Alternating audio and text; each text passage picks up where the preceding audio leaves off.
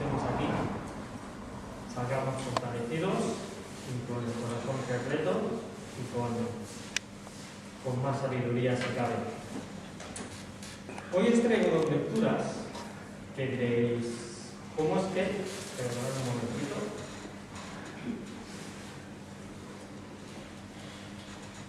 Hoy os traigo dos lecturas que diréis, ¿cómo es que Antonia ha cogido hoy dos lecturas que van dedicadas a las personas mayores? Y es porque creo que hay veces que no es necesario que sea el Día Mundial de algo para que alguien piense, pues se lo quiero dedicar a la gente mayor.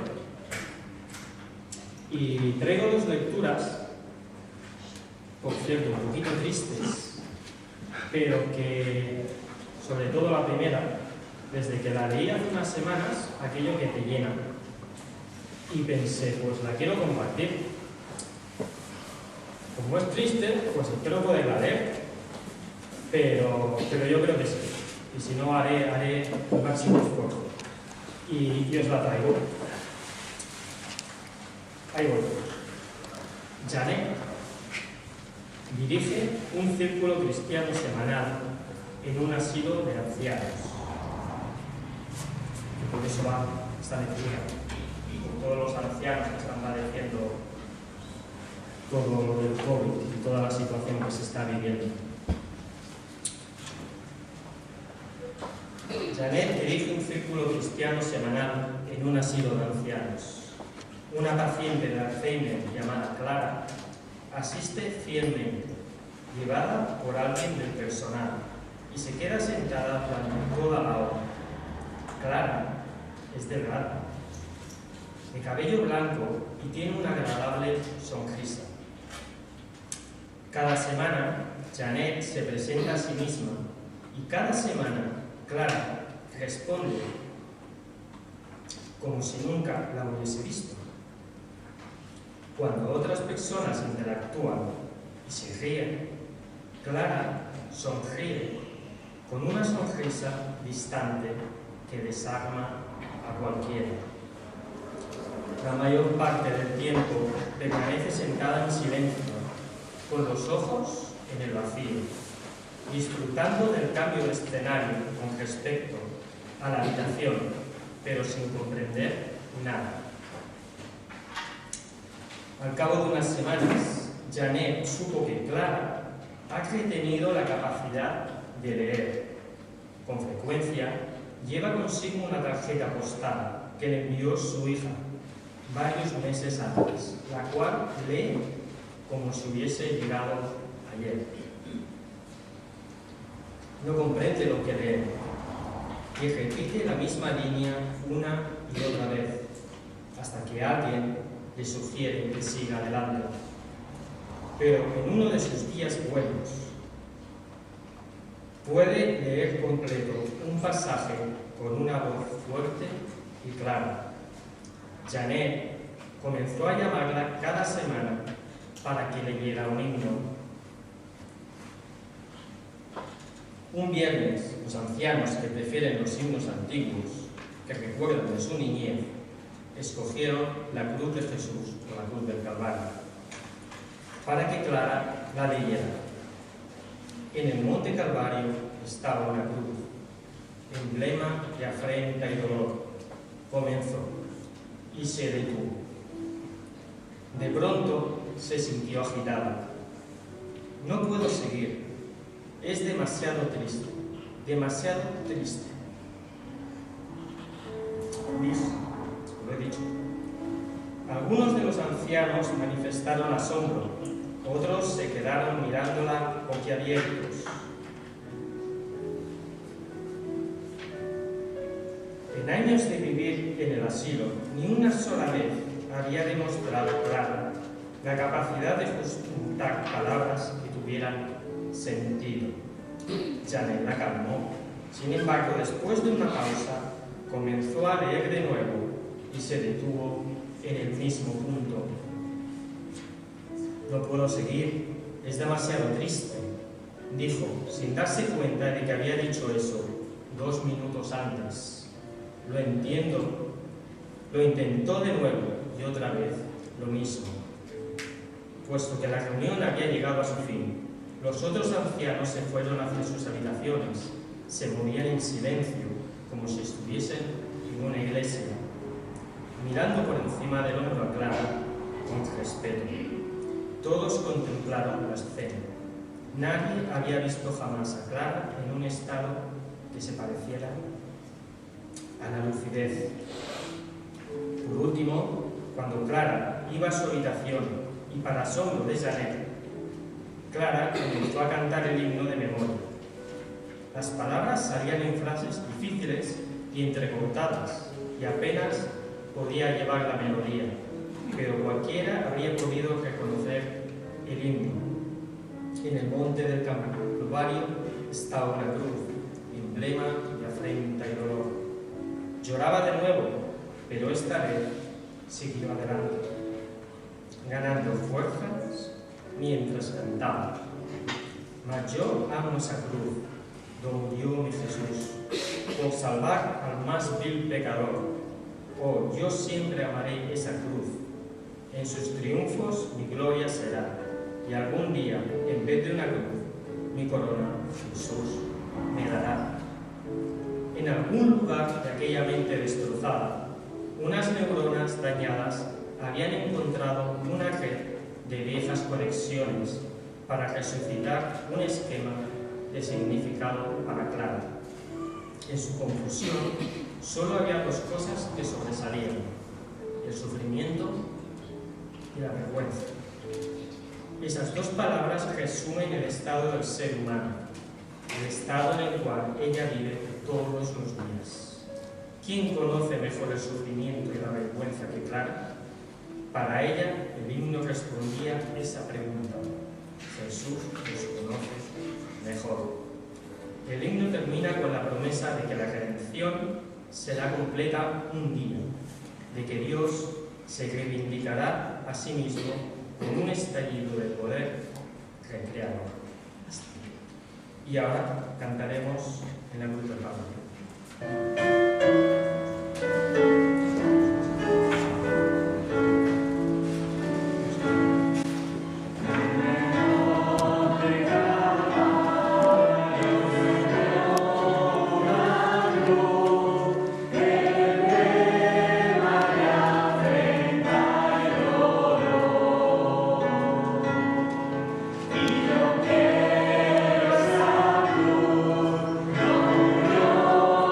Yeah.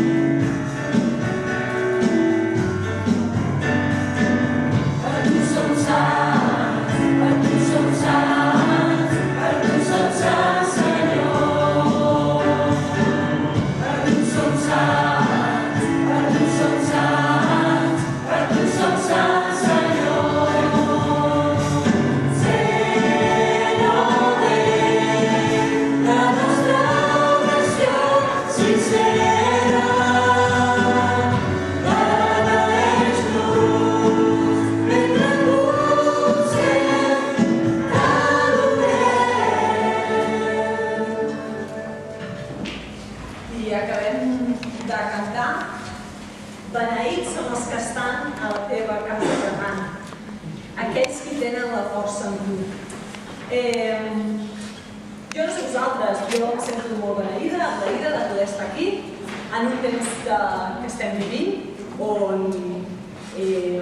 cada cop necessitem, les recomanacions són de tenir una distància de 2 metres entre persones, d'haver-hi aquest distanciament, de no poder-nos abraçar, no poder-nos donar petons, com tant ens agrada, que ens saludem, o no poder-nos fer aquestes mostres de carinyo entre nosaltres.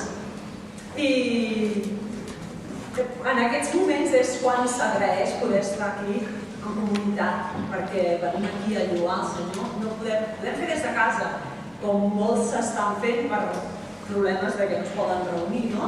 I podem fer des de casa i podem lloar el Senyor, però és en comunitat com el Senyor ens crida que lloem i podem venir i adorar-lo. És per això que és tot un privilegi poder estar aquí i poder compartir aquesta estona tots junts lloant el Senyor. I en aquest distanciament que parlàvem ara, que estàvem comunicant ara, ens porta cada cop més a un aïllament entre nosaltres, a un aïllament entre persones. Recomana que siguem pocs quan ens trobem i fins i tot que tinguem com menys contacte millor, no? Això ens pot portar a això, persones que els hi fa por sortir, i coses que cada cop ens estem aïllant més uns dels altres, i això ens pot portar a tancar-nos amb nosaltres mateixos, no? Però aquest sentiment de comunitat que nosaltres hem de tenir, que tenim i que és bo i és el que Déu vol que tinguem nosaltres, també ens porta a cuidar-nos uns dels altres. I diu a Filipencs 2:4, diu que no miri cadascú per ell, sinó que es preocupi sobretot pels altres. Aquesta preocupació és una mostra d'amor. És una mostra d'amor als uns als altres. Déu també ens demana això, que ens estimem els uns als altres, que estiguem pendents els uns dels altres. I aquest amor ve d'ell, no ve de ningú més. No podem aconseguir aquest amor si no ve de qui ens va estimar primer. Amb ell tenim aquest exemple d'estimar-nos els uns als altres. És per això que després, a continuació, cantarem la cançó de Només per la teva gràcia. És només per la teva gràcia que puc venir a tu. Podem tenir amor, no perquè nosaltres ens el guanyem, sinó perquè és un regal de Déu. És la gràcia de Déu cap a nosaltres, aquest amor sobrenatural, que no perquè jo me'l mereixi, sinó perquè ell me'l dona, perquè ell vol. No pel que jo pugui fer, sinó pel que ell va fer per mi. I també cantarem A veces te fallé, mas tú fuiste fiel. Sempre dic que aquesta frase, a veces te fallé, a mi em sona com que molt poques vegades, no? Denota que, bueno, alguna vegada. I jo aquí ho canviaria. Hi ha una altra versió que diu 1000 veces te fallé, però tot i així em sembla que són molt poques, no sé vosaltres. Jo, si capigués a la cançó la lletra, posaria demasiadas veces te fallé, però tu fuiste fiel, tu sempre estàs allà. Passi el que passi, fem el que fem, tu sempre estàs allà amb nosaltres. Per això us convido ara a seguir cantant. Si voleu fer-ho de peu, si voleu seguir asseguts, de la manera que vosaltres us sentiu més lliures per lloar al Senyor. Anem a cantar això, que només per la seva gràcia podem estar aquí. Nosaltres no hem fet res per mereixer això. És un regal del Senyor i per això volem seguir cantant.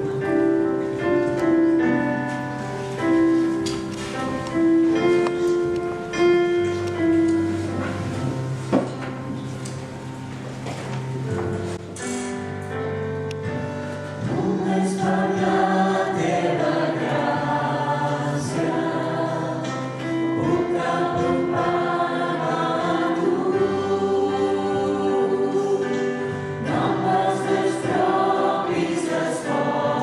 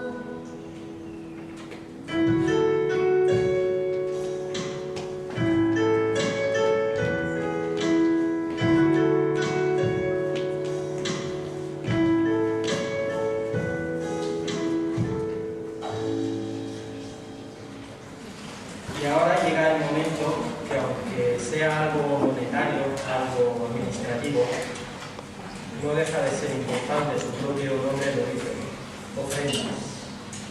Así que las personas que están encargadas de pasar a recogerlas, por favor.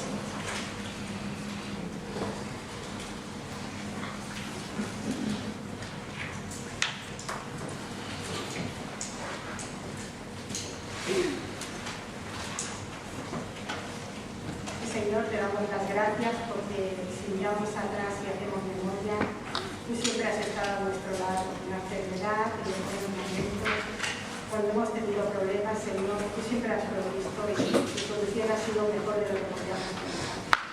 Gracias, Señor, por tu gran fidelidad y por tu misericordia, Señor, porque un día más, un domingo más, nos has permitido venir a la iglesia. Y te pedimos por aquellas personas que están sufriendo, que lo están pasando mal, para que tú estés a su lado, Señor.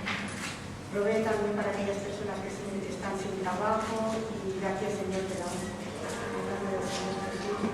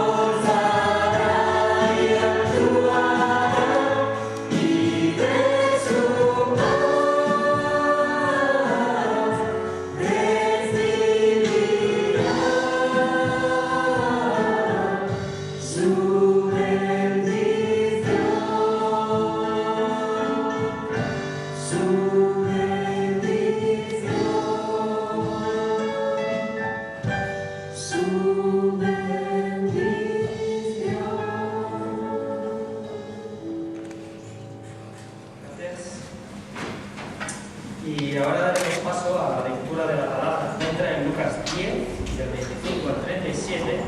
Seguidamente tendremos la predicación que era Jonathan. Y ya veréis que se está dedicado a la parábola del samaritano. Así que adelante. Pues la lectura se encuentra en Lucas 10, del 25 al 37. Y dice así. Por entonces un doctor de la ley, queriendo poner a prueba a Jesús, le hizo esta pregunta: Maestro, ¿qué he de hacer para alcanzar la vida eterna? Jesús le contestó: ¿qué está escrito en la ley de Moisés? ¿Qué lees allí? Él respondió: amarás al Señor tu Dios con todo tu corazón, con toda tu alma, con todas tus fuerzas y con toda tu inteligencia. Y a tu prójimo como a ti mismo. Jesús le dijo: has respondido correctamente, haz eso y vivirás. Pero el maestro de la ley, para justificar su pregunta, insistió: ¿y quién es mi prójimo? Jesús le dijo: un hombre que bajaba de Jerusalén a Jericó fue asaltado por unos ladrones que le robaron cuando llegaba. Lo hirieron gravemente y se fueron, dejándolo medio muerto. Casualmente bajaba por aquel mismo camino un sacerdote que vio al herido, pero pasó de largo. Y del mismo modo un levita, al llegar a aquel lugar, vio al herido, pero también pasó de largo. Finalmente, un samaritano que iba de camino llegó junto al herido, y al verlo se sintió conmovido.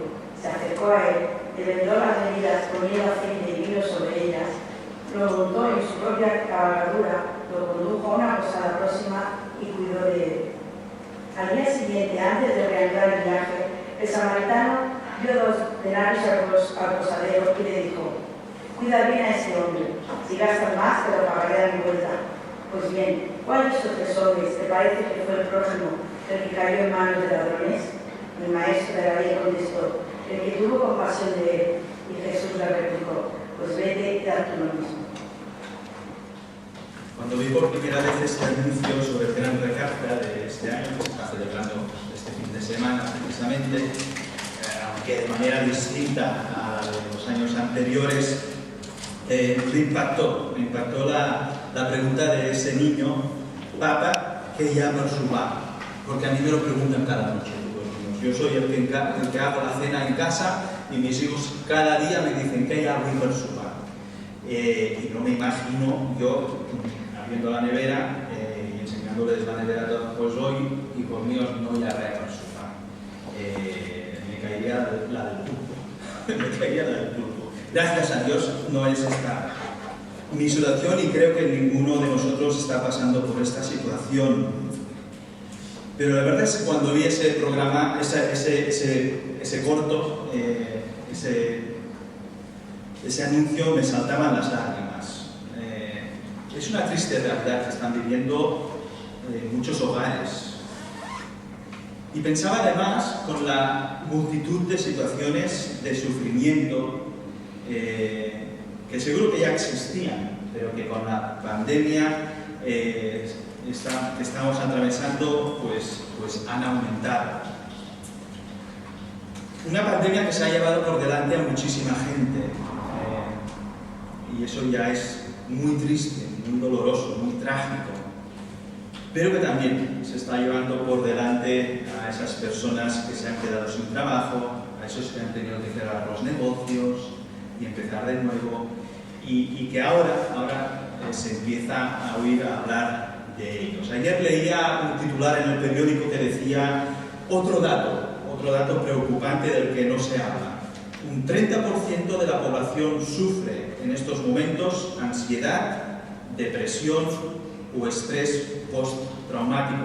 Una burrada, apuntan los psiquiatras.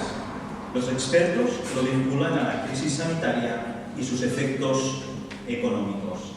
En el horizonte, decía el titular, reina la incertidumbre.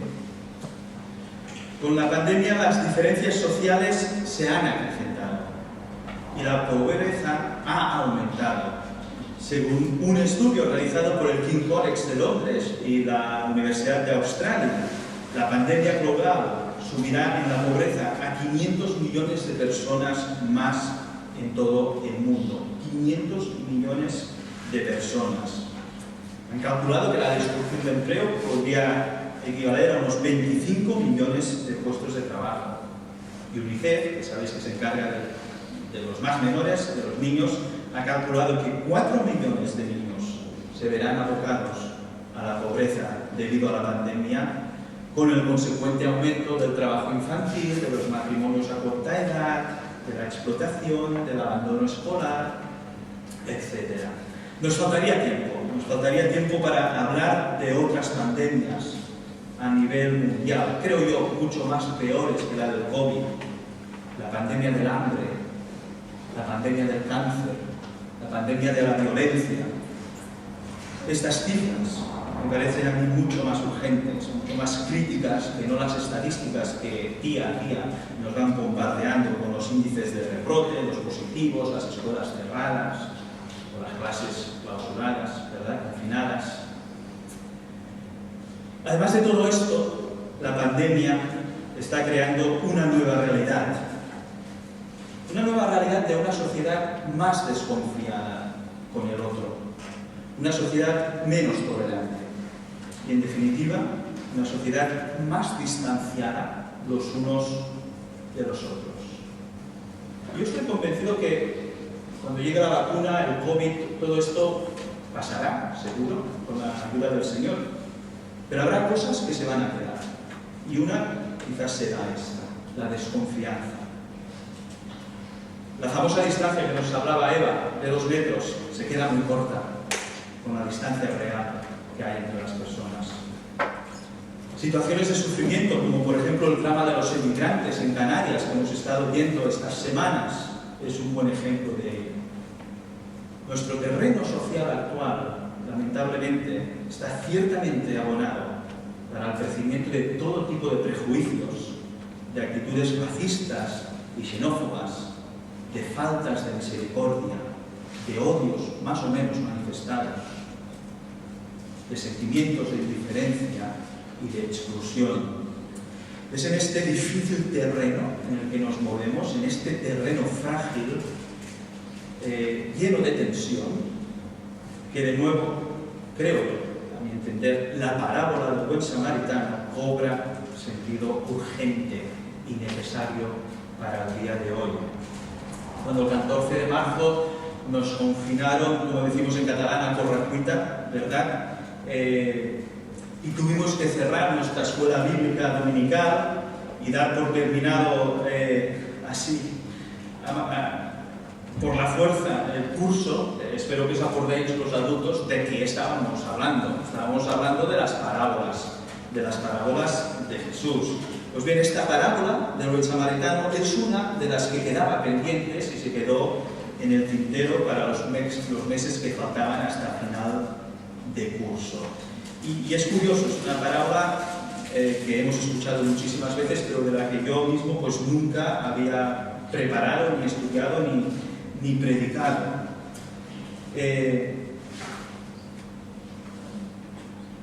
Son muchos los malheridos que se encuentran en las cunetas de nuestra sociedad, y muchos más los que nos vamos a encontrar de ahora en adelante. Por eso la parábola del buen samaritano refleja de una manera magistral el núcleo del Evangelio. Podríamos decir la síntesis de la praxis cristiana, una parábola que resalta el amor a los demás, pero especialmente el amor a los que sufren, a los que son diferentes a mí, y más aún, expresa y ejemplifica el amor hacia los enemigos, como vamos a ver. Amor hacia los enemigos del que Jesús también habla en su sermón de la montaña. Un amor desligado de cualquier diferencia discriminatoria y que nos muestra cómo deben ser las relaciones humanas. No en la llamada nueva realidad de la que estamos escuchando, sino en la realidad del reino de Dios, que está mucho más por encima de esa nueva realidad en la que estamos ahora viviendo como sociedad. Uno de los grandes propósitos por los que hemos sido redimidos es que sirvamos al Señor como dice en Hebreos, al Dios vivo. Y la parábola del buen samaritano nos habla de eso, nos habla de servicio compasivo hacia el prójimo. Es un gran relato maravilloso, verídico en toda época y en todo tiempo y región. En primer lugar, me gustaría ver un poco el contexto, el escenario en el que ocurre la parábola que Jesús narra. Jerusalén, Jericó, el camino que une estas dos ciudades, estas dos poblaciones. Luego veremos los personajes, los actores de la acción, los bandidos, un sacerdote, un levita, un samaritano, un herido en el camino. Y en segundo lugar, recordaremos, iremos desgranando el relato y recordaremos algunos puntos interesantes y los veremos viendo las implicaciones de esa parábola a nuestra actualidad. ¿Qué me dice hoy a mí esta parábola? ¿A qué me llama? ¿Qué demanda de mí? ¿Puedo hacer algo más al respecto al oír sobre esta parábola? La parábola, lo hemos leído, lo ha leído Eva, surge como parte de la respuesta a la pregunta de un escriba, un exégeta, un intérprete de la ley, un doctor en la ley de Moisés, que queriendo probar a Jesús, le pregunta, ¿haciendo qué cosa heredaré la vida eterna? Y Jesús, los que hemos estudiado las parábolas en la escuela bíblica lo sabéis, lo recordaréis, solía responder con otra pregunta. Era típico en Jesús. Y le responde con otra pregunta. ¿Qué está escrito en la ley? ¿Qué lees? Y ese escriba le responde casi automáticamente con una combinación de dos textos de la Torá, uno de Deuteronomio, otro Levítico, sobre el gran mandamiento, ya lo hemos leído, de amar al Señor y de amar al prójimo como a uno mismo. Jesús aprueba la respuesta de ese maestro de la ley, pero fue más allá e insiste que no es suficiente una respuesta teórica. Y le dice, haz esto y vivirás. Es decir, ponlo por práctica y vivirás. Y aquel maestro de la ley le pregunta, ¿quién es mi prójimo? Una pregunta que no es para escaparse de lo que le estaba diciendo Jesús, sino que realmente era una preocupación para el mundo judío, era fundamental para todo judío contemporáneo, saber quién es mi prójimo. Y era una pregunta debatida entre los círculos de los judíos.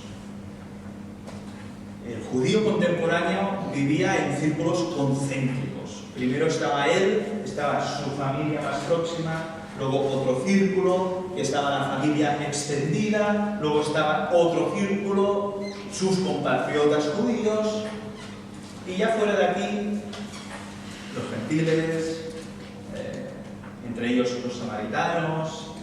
A esos tengo que llegar. Esos también son mi prójimo. Desde luego, los judíos no los consideraban fuera de su círculo de los que eran judíos como prójimos. Y le pregunta esta pregunta, que es como decir, ¿hasta dónde alcanza mi obligación de amar? ¿Hasta dónde tengo que amar? Y Jesús le responde con esta parábola. Y vamos a la parábola, porque si no, a las 10 hay toque de queda y tenemos que estar en casa. Os garantizo que vamos a estar en casa a las 10, un poquito antes. Es broma, no sufráis. Un hombre descendía de Jerusalén a Jericó. Bueno, al mencionar estas dos ciudades, a los oyentes de la parábola le brotarían en la mente numerosas escenas, numerosos recuerdos de las tradiciones religiosas, políticas y económicas. Jerusalén, es decir, de Jerusalén. Pensarían en cómo el rey David antaño hizo de Jerusalén el mayor centro religioso y político de Israel. Pensarían en las profecías que sitúan a Jerusalén en el lugar de bendición, la ciudad santa, el centro del culto a Dios para todo judío y del majestuoso templo. Muchos campesinos que estarían escuchando a Jesús también pensarían en la opresión que todo ese poder de Jerusalén ejercía sobre ellos, opresión religiosa, política, un poder aliado con los romanos, impuestos, cargas, leyes que les desfavorecían. Recordad que Jesús clama Jerusalén, Jerusalén en una ocasión. ¿Y qué decir de Jericó, la ciudad más antigua que se conoce? Situada en uno de los puntos más bajos del planeta, bajo el nivel del mar. La imagen de Jericó le recordaría a Josué, por ejemplo, conquistando su fortaleza, en cumplimiento de las promesas del Señor. Jericó, nuevamente reconstruida en desobediencia a Dios, se había convertido en una ciudad sacerdotal, en la cual residían los sacerdotes cuando no ejercían su oficio en el templo de Jerusalén.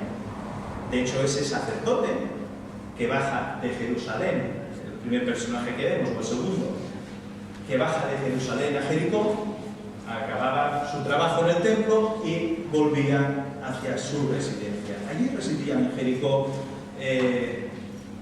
muchos sacerdotes, también muchas familias ricas y opulentas. Conocéis a uno, a Zaqueo. Él también residía en Jericó. Dice que el suceso ocurre de camino de Jerusalén a Jericó. Y es posible que esta parábola la explicase precisamente en ese camino.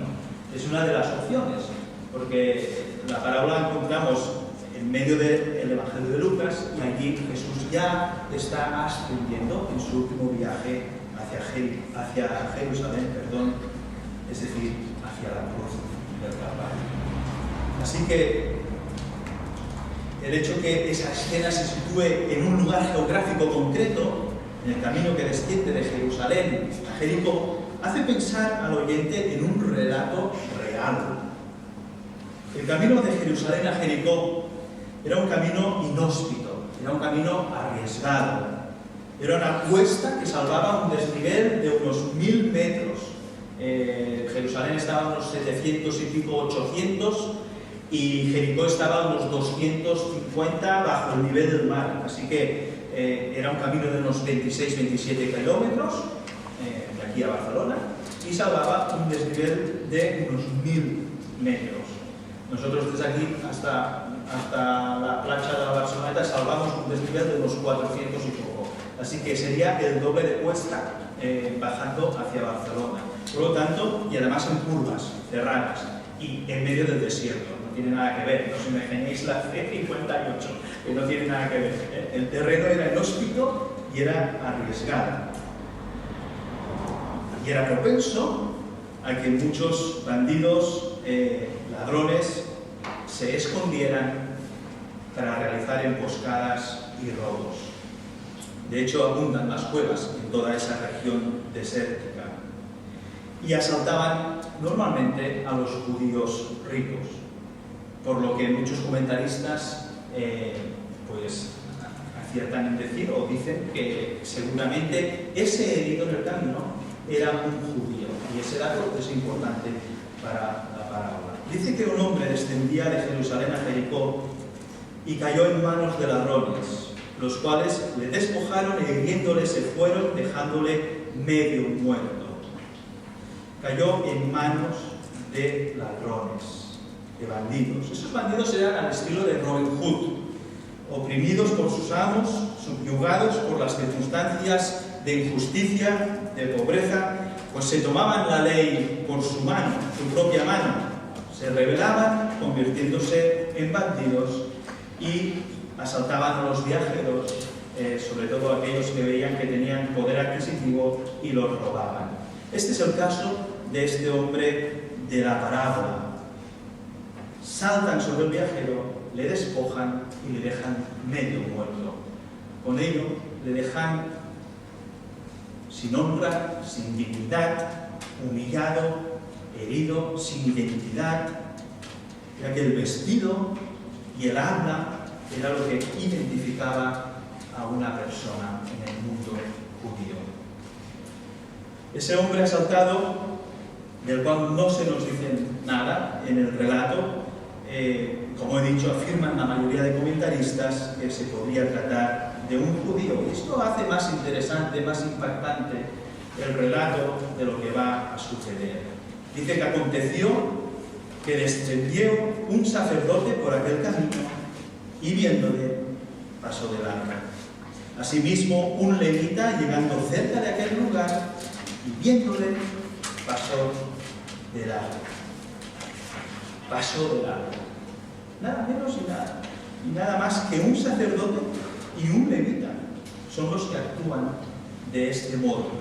Personas dedicadas totalmente a asuntos religiosos. Personas que, según las Escrituras, son denominadas santas, apartadas, puras. Según esa tradición, solo los sacerdotes, solo los levitas y los judíos de pura cepa constituían el pueblo escogido de Dios. El primer protagonista es un sacerdote, es aquel que ejerce las funciones litúrgicas en el templo. Y ahora, al concluir su turno, volvía hacia su hogar en Jericó. Había estado sacrificando los animales que el pueblo, animales puros, que el pueblo le traía y los ofrecía al Señor como ofrenda. Así que el oyente de esa parábola que escuchaba a Jesús estaba convencido de que este judío piadoso, este sacerdote, ayudaría a su hermano judío también, malherido. Pero dice el relato que viéndole pasó de largo. Aquel en quien todos confiaban resulta ser el primero en defraudar.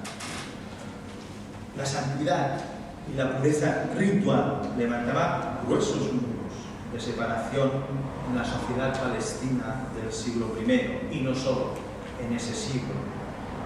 Por ello, seguramente, para evitar el contacto, la impureza, la contaminación, pasó de largo. Esto no lo tenía apuntado, pero igual también nosotros, para evitar la contaminación del COVID, también pasamos de largo, podría ser. El segundo protagonista, un levita, era también un funcionario del servicio religioso del templo de Jerusalén, un auxiliar del sacerdote, un profesional de la observancia de la ley, un maestro. Parecería lógico que éste se acercara y ayudara a aquel hombre tendido al borde del camino. Pero al igual que el sacerdote, quizás siguiendo su mal ejemplo, le vio y también pasó de largo. ¿Es que no le consideraba a su prójimo? ¿No era acaso de los suyos? ¿No era también judío? ¿Es que no quería meterse en complicaciones? Quizás pensaba que los bandoleros podrían también atracarle a él. ¿O era solo insensibilidad y dureza de corazón? No lo sabemos, no lo sabemos. Pero lo cierto es que pasó de largo. Las palabras que narra Jesús a continuación y que nos introducen al siguiente personaje sorprenderán bruscamente al auditorio, a los oyentes. De hecho, a esas alturas, ese escriba que había iniciado la conversación con Jesús seguramente se sentiría ya muy incómodo al captar las indirectas de Jesús en la parábola. Cuenta Jesús, pero un samaritano que iba de camino vino cerca de él y viéndole fue movido a misericordia y acercándose vendó sus heridas echándoles aceite y vino y poniéndole en su cabalgadura lo llevó a Jesús y cuidó de él. El otro día al partir sacó 2 denarios y los dio al mesonero y le dijo, cuídamelo y todo lo que gastes de más ya te lo pagaré cuando regrese. Esto es el colmo. Un samaritano bueno. ¿Pero existe eso? Deberían pensar los oyentes. Este es el que se para a auxiliar a un judío malherido. Un samaritano. Los samaritanos, eso lo sabéis, sobre todo los que venís a la escuela bíblica de hace años, eran odiados terriblemente por los judíos, por cuestiones raciales, históricas y religiosas. Recordad que los samaritanos eran mestizos, descendientes de la mezcla de los antiguos hebreos con otros pueblos, con otras razas. Recordad también que durante el exilio, el retorno del exilio de Babilonia, habían ofendido a los judíos. En cuanto a la Torá, sabéis que ellos solo aceptaban los libros del Pentateuco, no aceptaban como revelados, como inspirados, ni los escritos ni los profetas. De hecho, eran acusados de sincretismo religioso por los judíos. Además, no reconocían la autoridad de Jerusalén ni de su templo. Ellos se habían buscado su sitio para adorar. Recordad a la mujer samaritana que menciona a Jericim como el lugar de adoración de los samaritanos. Así que ni iban al templo a adorar, al templo de Jerusalén. Llamar samaritano a un judío era el peor insulto que os podéis imaginar. Y el odio, además, era recíproco entre judíos y samaritanos. Así que el que un samaritano fuese el héroe de esta historia, era intolerable para los judíos. ¿Cómo iba un samaritano a transformarse en el personaje salvador de un judío moribundo? Sin embargo, eso es lo que propone en la parábola Jesús. Aquel elegido medio muerto, que era un enemigo desconocido, sin ningún vínculo, sin ninguna relación con el samaritano, es tratado por este, como si fuera su propio hermano. En esto consiste la idea de proximidad, de prójimo, que Jesús quería inculcarles. El mandamiento del amor no tiene límites. Allí donde nace, allí donde se desarrolla un amor genuino, desaparecen todas las fronteras, todas las diferencias y todos los fanatismos. Vamos a pasar al siguiente punto. ¿Qué implicó el reto de auxiliar a aquel moribundo? ¿Qué podemos aprender de aquel buen samaritano? En primer lugar, mostró compasión, tuvo compasión. La escena ha cambiado rotundamente. Ahora ha golpeado culturalmente y emocionalmente a su auditorio. Solo pueden identificarse con dos personajes, aquellos que están escuchando. O con el moribundo judío o con el samaritano bueno. Elegir entre uno u otro suponía trastocar toda la política de santidad y piedad judía. Con cualquiera de esos personajes que te identificaras, uno quedaba anatematizado, condenado, excluido. El uno, por quizás estar muerto. Sabéis que al tocar a un hombre moribundo o medio muerto, uno quedaba contaminado, según la ley levítica de los judíos. Y si te identificabas con el samaritano, peor aún, porque era un gentil. Así que elegir entre uno y otro suponía un compromiso tremendo. Y es el samaritano, precisamente, el que muestra compasión, es el que tiene un corazón compasivo. Compasión que se refleja y que refleja, sin lugar a dudas, la compasión que Dios había tenido hacia todo ser humano. Compasión que ahora demandaba de su pueblo. No pide Dios sacrificios, no pide legalismos, no pide santidad tal como la entendía el pueblo judío. A todo ello contrapone el Señor la verdadera gracia de la que hemos cantado, la compasión y el amor. Y esa es la demanda más excelente del Evangelio. Si queremos amar de verdad al prójimo, debemos tener corazones compasivos.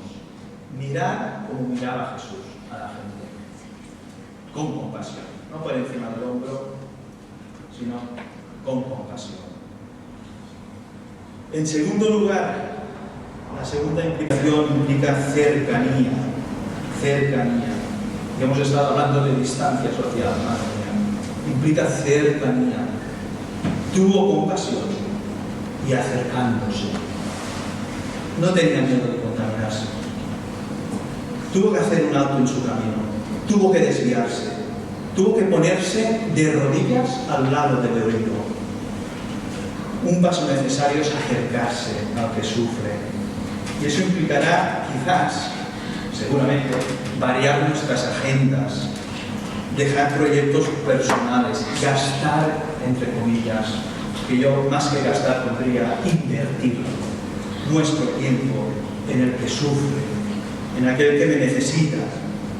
Pero es que no hizo eso mismo Jesús por ti y por mí, cuando se despojó a sí mismo, cuando tomó forma de siervo, cuando se humilló a sí mismo, cuando se hizo obediente hasta la muerte y muerte de cruz, como nos dice la carta a los Filipenses. Amar al prójimo significa acercarse e implica siempre un coste. Y el coste mayor es el de la vida. Como vemos, como sabemos que Jesús entregó esa vida, su vida, por cada uno de nosotros. Corazones compasivos, cercanía y, en tercer lugar, implica vulnerabilidad.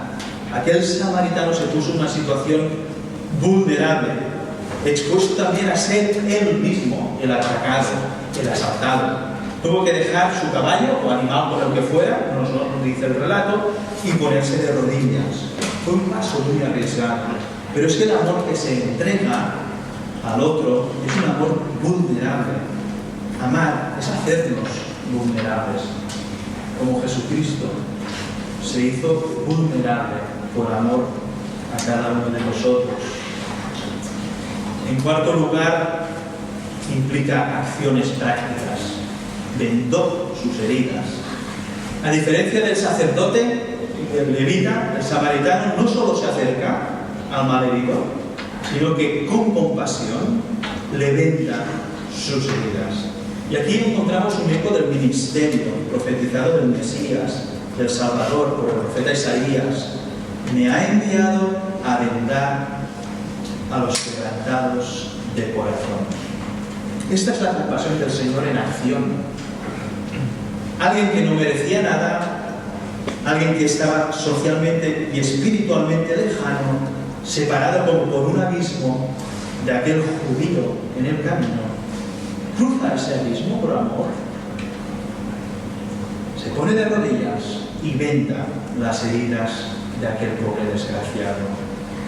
Ese es el amor divino, la compasión que debemos mostrar como cristianos, una compasión práctica, porque amar al prójimo nos exige la búsqueda de soluciones prácticas. Recordamos ese texto, aquí creo que hay bastantes versiones del texto, pero que dice que tuve hambre y formaron una comisión para considerar mi problema. Estuve en la cárcel y se retiraron en silencio a orar por mi libertad. Estuve desnuda y reflexionaron sobre la inmoralidad de mi aspecto. Estuve enfermo y agradecieron de rodillas por su propia salud. Necesitaba un techo y me predicaron sobre el refugio del amor de Dios. Estuve en soledad y me abandonaron para ir a orar por mí. Parecen tan santos, tan cerca de Dios, pero yo todavía sufro hambre, frío y soledad. Necesitamos buscar soluciones, acciones prácticas que alivien el dolor y el sufrimiento. La quinta implicación que os traigo, y solo queda esta y otra más, es la generosidad.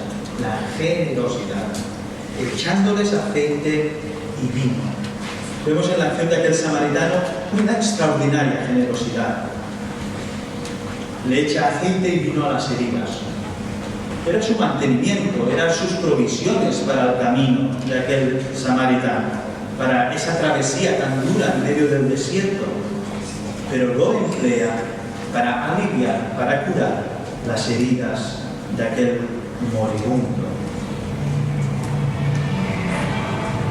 El aceite se utilizaba para suavizar las heridas, el vino para desinfectarlas. Y es un samaritano proscrito quien le aplica esos productos a un judío herido. Un acto totalmente que reta la política farisaica de la santidad. Nuestra generosidad no parte de nosotros, lo ha dicho Eva también en la alabanza, parte de la misma gracia que hemos recibido del Señor, de la misma generosidad que el Señor nos ha demostrado, de su perdón, de su amor, de la misericordia que Él ha mostrado con cada uno de nosotros. Es por ello que debemos ser generosos, porque hemos recibido a manos llenas de nuestro Señor Jesucristo. Y una última implicación, ya casi para concluir, que podemos extraer de la parábola: ser como ese buen samaritano implica tiempo e implica perseverancia. Dice que poniéndole en su cabalgadura, lo llevó al mesón y cuidó de él. Posiblemente el primer personaje, el sacerdote, cruzaría con su animal al lado contrario de la calzada de aquel herido judío.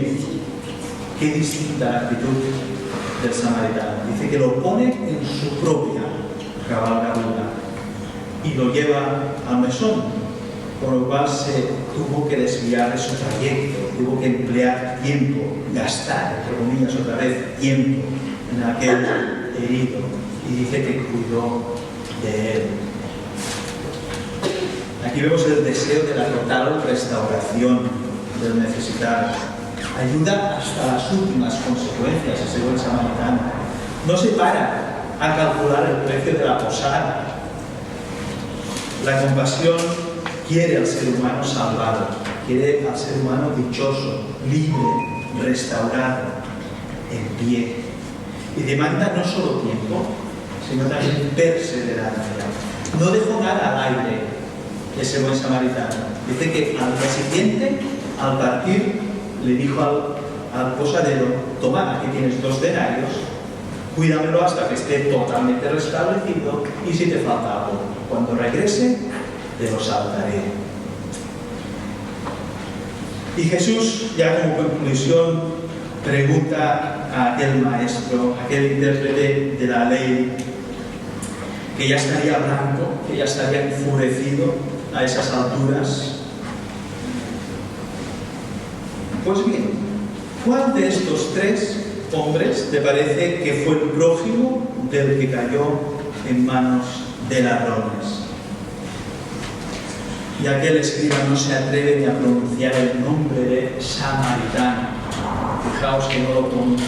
Dice: el que tuvo compasión de él. Y luego de la punzante pregunta de Jesús, su contestación última al intérprete de la ley: ve y haz tú lo mismo. O sea, sé compasivo, sé misericordioso, como tu Padre es compasivo y misericordioso. Teniendo en mente esta parábola que nos interpele, que nos llama, del buen samaritano, ¿cuántos hay hoy en nuestra sociedad como aquel hombre de la parábola, tendidos en el camino, sin honra, sin dignidad, indefensos, excluidos, llenos de vergüenza, heridos? ¿Qué diremos de aquel que cruza nuestras fronteras, que habla distinto, que viste distinto, que vive de distinta forma? ¿Qué diremos de aquellos que viven hoy sin techo, que no podían ni confinarse en su casa porque no tienen casa y utilizaban los cajeros? ¿Qué decir de aquellas víctimas de las mafias, hasta niñas y adolescentes, que acaban vendiendo su cuerpo? ¿Qué decir de aquellos que luchan con algún tipo de adicción? ¿O de aquellos que sufren la condición de incomprensión por ser separados, por ser divorciados? ¿O las madres adolescentes? ¿O los jóvenes que visten raro, hablan raro y escuchan música rara? ¿Qué decir de las mujeres víctimas de la violencia doméstica? O de aquellos que por su condición sexual son víctimas de la homofobia o de la transfobia, como esa chica de 19 años, pobrecita, que el viernes fue apaleada en Barcelona por ser transexual? ¿Qué decir de todos estos sufrientes? ¿Qué decir de ese 30% que hemos dicho al principio? Si no más, yo creo que se queda corto, con trastornos de ansiedad, de miedo, de depresión. ¿Qué decir de los ancianos? Vulnerables, muchos de ellos viviendo en soledad. ¿Qué decir también del débil en la fe? O del hermano caído en el campo de batalla. Seguramente los religiosos del tiempo de Jesús, a todos estos colectivos, y podríamos ir añadiendo colectivos, ¿verdad?, de sufrientes, les hubiesen condenado, se apartarían de todos ellos. Pero nosotros, ¿qué vamos a hacer? Esa es la pregunta. ¿Qué vamos a hacer nosotros? El Señor anunciará ante los oyentes perplejos: misericordia quiero y no sacrificio. Los problemas de sufrimiento en el mundo se multiplican cada vez más. La incertidumbre sobre el qué pasará nos afecta a todos. Pero, queridos hermanos, hemos cantado: el pueblo que conoce a su Dios se esforzará y actuará. Y claro que no vamos a cambiar de golpe la realidad. Es que no está ni en nuestras manos, a lo mejor, seguramente, irnos como peregrinos al Mediterráneo. Ni tampoco tenemos, no sé qué famosa ha dado $1 millón de dólares para la investigación de la vacuna. Yo tampoco creo que no está en nuestras manos, ¿verdad? Pero podemos hacer la diferencia con un pequeño gesto de amor, con una palabra de consuelo, con un mirar a la persona que tenemos delante, a los ojos, que al menos los ojos sí que los vemos, con compasión, con amor, con misericordia, no con enjuiciamiento. Acompañar al que sufre, ayudar desinteresadamente, hacer un alto en nuestro camino, variar nuestra agenda, que tenemos siempre tanta prisa, ¿verdad? Y ayudar a aquel que me necesita, con el que me cruzo en el día a día. El teólogo protestante alemán Rudolf Karl Bultmann afirmó estas palabras: la exigencia del amor no necesita formulación alguna. El ejemplo del samaritano misericordioso muestra que el hombre puede y debe saber lo que tiene que hacer cuando el prójimo necesita su ayuda. En el como a ti mismo se contiene la ilimitación, así como el sentido y dirección de la actuación del amor. Pues pidamos al Señor que nos ayude a abrir bien nuestros ojos y a contemplar la realidad de nuestro entorno para que podamos ser prójimos de aquellos y de aquellas que nos rodean en nuestro día a día, y de aquellos que nos encontramos en las cunetas de la vida, recordando que Jesús fue para nosotros el buen samaritano, que tuvo compasión de nosotros, que se hizo cercano, que se hizo vulnerable, que sanó, que vendó nuestras heridas, por su llaga fuimos curados, que nos mostró su inmensa gracia y generosidad, y que aún hoy persevera llamándonos por nuestro nombre, por cada uno de nuestros nombres, y diciéndonos, como a ese escriba: ve y haz tú lo mismo. Que el Señor nos bendiga. Antes de acabar el culto será otra Eva, María, que acabará el culto con una oración. Señor, gracias porque te ha placido en esta tarde hablar a nuestros corazones sobre la necesidad de amor que hay en el mundo, sobre la necesidad que tienen las personas mayores, sobre la necesidad que hay en este tiempo de estar juntos a pesar de la distancia social que debemos guardar. Te rogamos que tu Espíritu Santo nos recuerde cuál debe ser nuestro compromiso como iglesia, cuál debe ser nuestro compromiso como hijos tuyos en este mundo. Señor, que podamos ser luz, que podamos ser sal en medio de la oscuridad y en medio de un mundo que está perdido y que no te conoce, que nosotros podamos dar a conocer tus maravillas y tus obras a través de nuestras acciones también. Llena nuestras vidas de tu presencia en esta semana. Recuérdanos, Señor, aquellas cosas que hemos aprendido a través de tu palabra. Permite que tu Espíritu Santo pueda hacernos sensibles a tu voz y poner en práctica cada una de las cosas que aprendemos cada día en tu palabra. Bendice, Señor, a nuestros hermanos, bendice a los que están hoy aquí con nosotros, a los que hemos podido venir, bendícenos y cuídanos. Pero te rogamos por aquellos que están en las casas, porque no pueden salir, porque están enfermos, porque tienen necesidades o dificultades y no pueden moverse para estar aquí en la iglesia como es su costumbre y congregarse. Te ruego especialmente, Señor, por aquellos que se han hecho mayores y que están sufriendo enfermedades. Te ruego, Señor, por Sara, que está en la residencia. Te ruego, Señor, por aquellas personas que conocemos y que están enfrentándose al COVID, que están hospitalizados, o aquellos que están, Señor, en medio del sufrimiento, de la soledad, de la depresión, de la tristeza, porque han perdido a algún familiar. Tú eres bueno, Padre, y tú nos amas, tú conoces nuestras necesidades. Te rogamos, Señor, que tu bendición sea sobre cada uno de ellos y de nosotros también. Bendícenos, Señor, y ayuda, Señor, a aquellos que están sufriendo por la falta de trabajo, por la falta de alimentos en sus casas. Sé tú, oh Dios, Jehová Jireh, provee, Señor, lo necesario. Te lo pedimos en el nombre de Jesús. Amén.